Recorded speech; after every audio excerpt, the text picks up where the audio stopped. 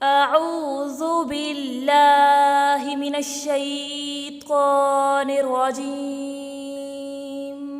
بسم اللہ الرحمن الرحیم۔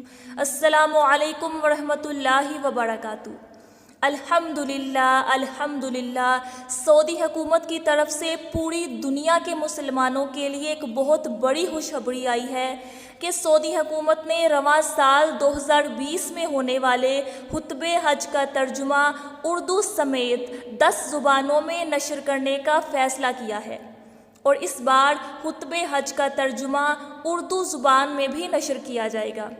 صدر امور حرمین شریفین شیخ عبدالرحمن السدیس نے میڈیا بریفنگ میں بتایا کہ اسلام کا پیغام پوری دنیا میں موجود سامعین تک پہنچانے کے لیے خطبہ حج 10 زبانوں میں نشر ہوگا، اور اس بار خطبہ حج کا ترجمہ 5 کے بجائے 10 زبانوں میں نشر ہوگا۔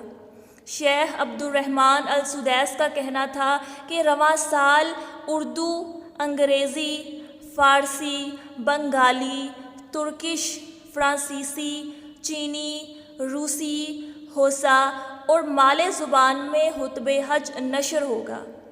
اللہ پاک ہمیں خطبہ حج سننے، اس کو سمجھنے اور اس پر عمل کرنے کی توفیق عطا فرمائے۔ اللہ پاک آپ سب کا حامی و ناصر ہو، آمین ثم آمین۔ اللہ حافظ اینڈ فی امان اللہ۔